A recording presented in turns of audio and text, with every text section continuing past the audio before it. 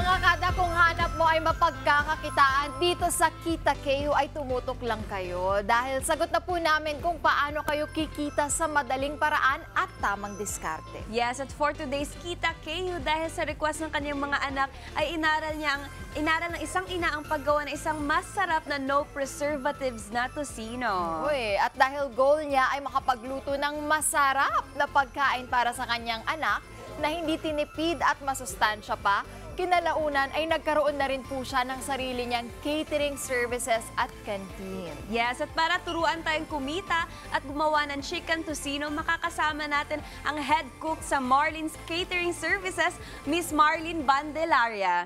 Good morning and welcome to Kada Umaga po! Good morning, Miss Good morning. Marlene! Good morning, Magandang mga umaga kada. po. Miss Marlene, bati muna kayo sa ating mga kada. Magandang umaga po, mga kada. Ayan. Miss Marlene, sabi nyo, paborito ng anak mo itong tocino, pero nagsawa na rin sa kakabili kasi bumibili lang po kayo, di ba? Hindi. Actually, ayaw nila nung binibili ko. Oo, kasi may mga extender. Ayaw nila nang may extender. Sabi nila, gumawa ka nga yung walang ganyan, ayaw nila yung parang gula-gulaman. So yun. Tapos ayaw nila nang may buto, ayaw nila nang may taba. Kaya ang ginawa ko, So naisip mo na ito. breast fillet So, ang ginamit ko. paano po? Paano nyo po ito naaral? Paano nyo na-discover na pwede palang magawa itong ganito? Tinry ko lang. Tapos nagustuhan nila. Oo, yun lang. So pwede ba nating maituro, Ayan, Miss Marlene? sure. Ano bang mga kailangan natin Ayan. dito? Mag-gloves muna tayo. Anong mga Meron kailangan natin? tayong Chicken 1 breast? kilong chicken breast na inislice na ng maninipis. Para pagka prinito, mabilis lang. Opo.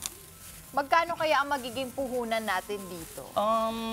Kasi usually, ang ginagawa ko sa 2 kilos, nasa almost 1K. So, ito siya, ganito siya, manipis. Maninipis Oo. na hiwa. Ayan yung mga Unahin mamis na natin. nanonood. Ito unahin natin, lalagay dito. Gusto mo ba ikaw? Sige Yun. po. So, hindi Sige, lalagay natin So, kailangan dyan. po natin ng chicken breast, Oo, na lahat yan, lahat. brown Lahat. sugar. Okay. Yes, pineapple juice and salt. Yun. Hindi Apat ako lang po. Oo, hindi ako kailangan. gumagamit ng curing salt kasi usually yung ginagamit sa tocino curing salt. No. Hindi ako gumagamit noon. So, So, kailangan ito, lang po ng sugar chicken muna breast, siya. Sugar brown muna tayo. sugar, Ano pong gagawin, pineapple Mami juice, Marlene? and Lahat, salt. nalagay Lahat natin. din. Halo-halo So, lang. ubusin talaga siya, mga kada. So, nilagay lahat. Half Gano'n po kilo, karami yung brown half, sugar? Half kilo sa 1 kilo. 1 kilo na chicken. Tapos 1 tablespoon na salt. Okay. Yan, okay na yan. Lahat Okay na yan. ba to? Oo, Sige, oo. lalahatin ko na siya. Yes. Wow. Ayan. Tapos yun na, yung half na pineapple juice. Half Okay. cup po. Ayan. Half can ng pineapple juice. Ayan. So kapag Then, pala 2 yun na. kilo ang ginawa mo, mas okay din po. no? Oo, Tapos yun na, mix na natin Halu-haluin siya. na Oo, natin siya. Hanggang mag-incorporate na siya. So sa inyong 1,200 na puhunan, mga ilan po yung kaya nung magawa dito? Na ganito, mga 8 to 10. 8 to 10, depende sa lalagyan. Pero hindi, kasi tinitimbang ko rin siya almost 400 per isang pound. Okay. So tinitimbang pa rin po Oo, yun. Imagine tinitimbang. niyo parang nag-invento lang. Si Mami, tas naging business na. Nagustuhan request pa lang kasi ng mga anak ko. Request ng anak ko talaga. Lalo na yung bunso kong anak. Mas gusto niya kasi ganun, homemade lang.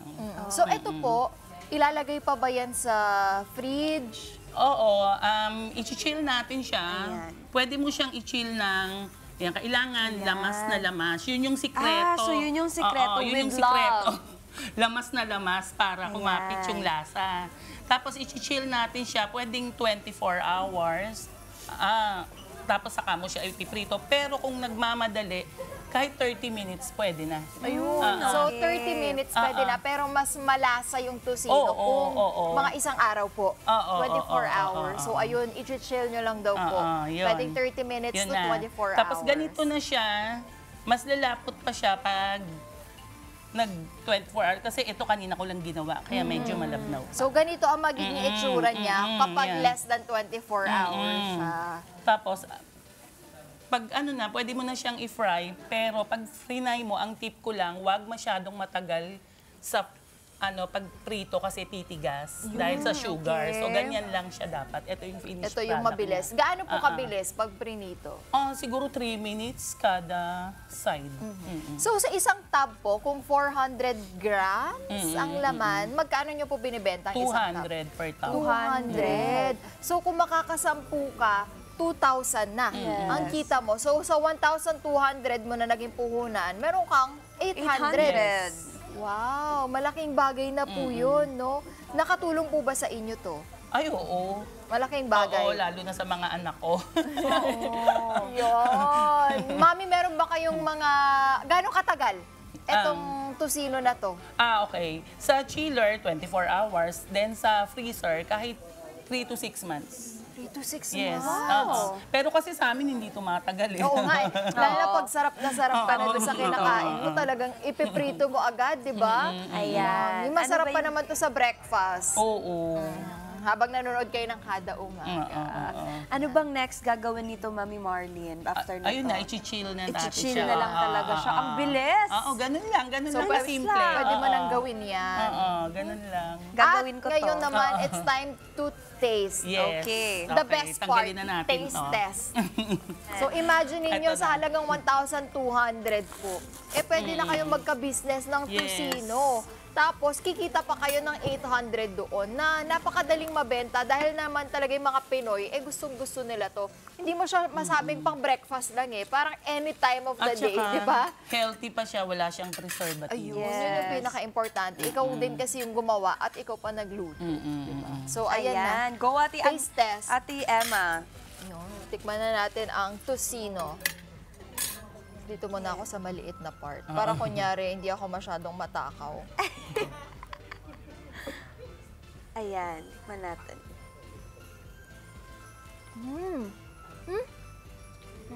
Sarap. Ang sarap!